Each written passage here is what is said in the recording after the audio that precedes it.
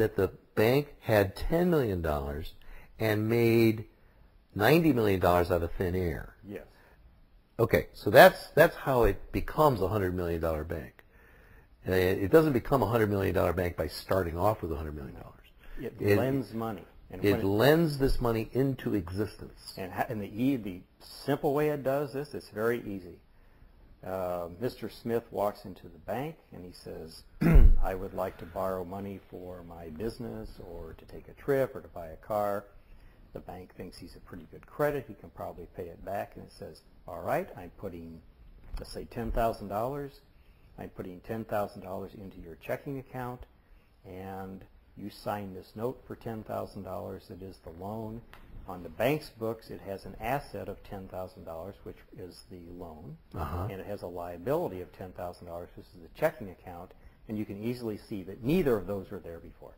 I see. Neither were there before. Basically, that $10,000 checking account was just generated absolutely out of thin air. It's just the banker just decided to make it, just to create it.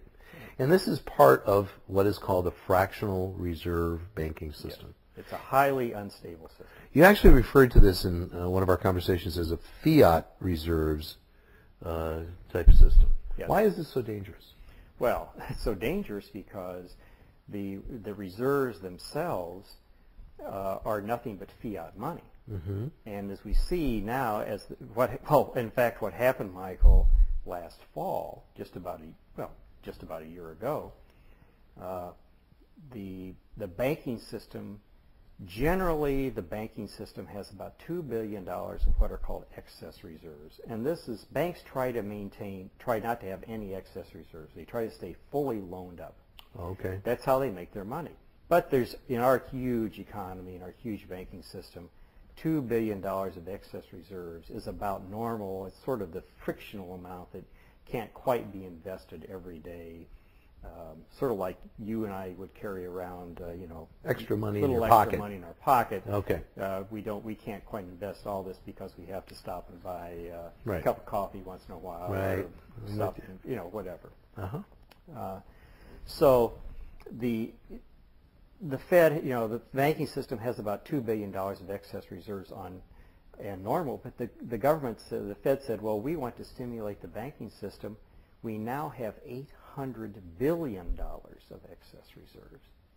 Think about that. This is unbelievable. So so you go from $2 billion to $800 billion. And they produced that $800 billion absolutely out of thin air. And the way they did that, Michael, so that's a 400-time increase. Our mutual friend Thorsten Polite from in Frankfurt. Yeah, he's the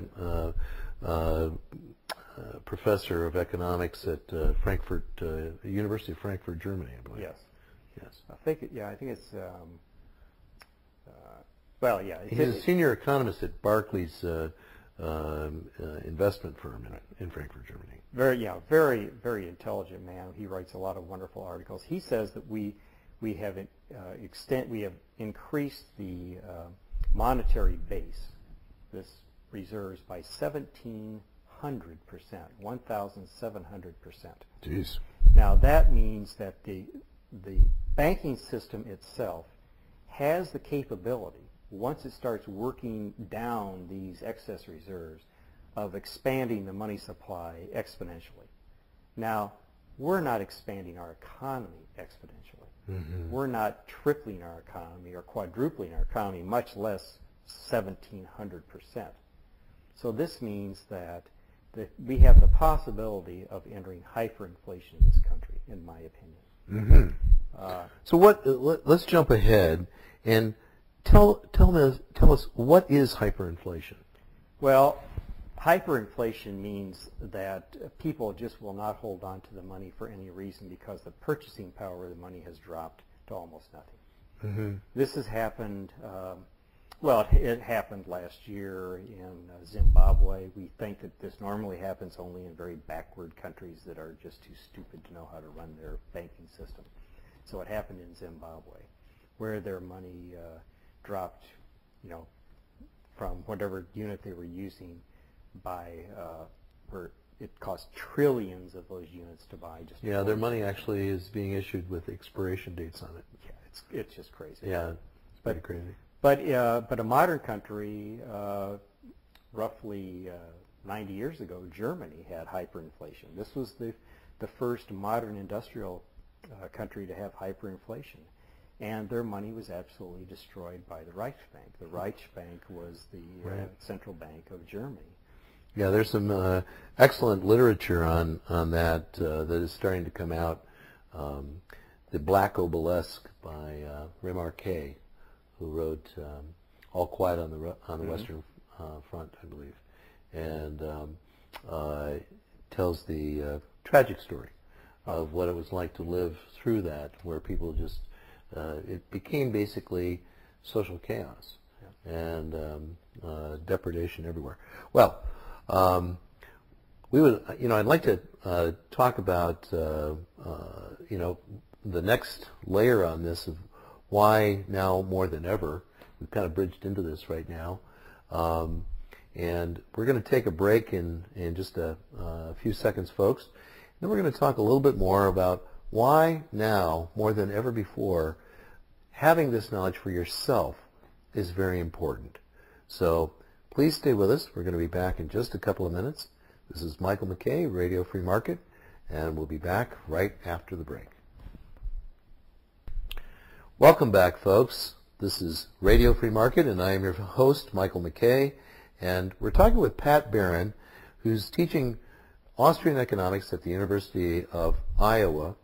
And we're talking about this fascinating topic of personal responsibility, freedom, and money. And we've been going over some of the basics about money that many of us have never learned. And we're going to talk now in this last segment about sound money. So sound money or honest money is a topic.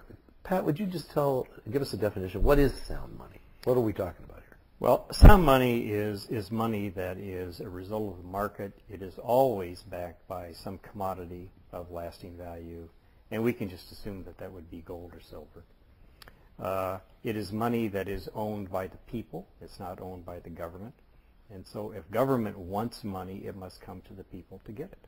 Okay. And I think this is one of the most important features of sound money, is that it changes the entire relationship between the people and their government. Mm-hmm. Whereas right now, the government really has made many people in our country and in the world dependent upon itself because it can manufacture money. Mm-hmm. So we feel that if we want something, we have to go to the government to get it because they have the money.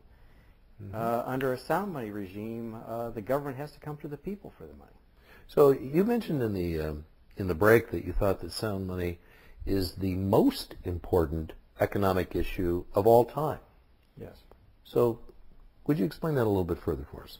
Well, I'll just read a quote. This is one of my favorite quotes by Ludwig von Mises. I have it right here, and this is from his first great book, the book that made him really famous, written in 1912. 1912. A long time ago, called The Theory of Money and Credit. Mm-hmm. And von Mises says, it is impossible to grasp the meaning of the idea of sound money if one does not realize that it was devised as an instrument for the protection of civil liberties against despotic inroads on the part of governments. Ideologically, it belongs in the same class with political constitutions and bills of rights. And I believe that what Mises meant by this, and I have read the Theory of Money and Credit, is that the people are supreme when they have the money. When we have, the government can get out of line, but it can't get out of line very far because the people will just refuse to give it its money. Mm-hmm. We will refuse. There will be a tax revolt if they try to tax us and take it from us at the point of a gun, or if they say, well, we'll borrow from you, say, well, fine, but eventually we will not accept the government's notes and interest rates will go very high and the government will not be able to finance its operations. In other words, the people, if we have the money, then government has to do our bidding for us to a certain extent. So the old adage of the answer to 99 questions is money, yes. Really is the answer to many of our problems is honest and sound money. So how do we convert to that? How would the U.S. convert to a sound monetary system from where it is right now? We have about a minute to try to get through that topic. Well, actually, there are many different theories about how to do this, many different techniques, but they all involve tying the existing amount of money to gold that the government does own. It would be to tie the dollar to gold.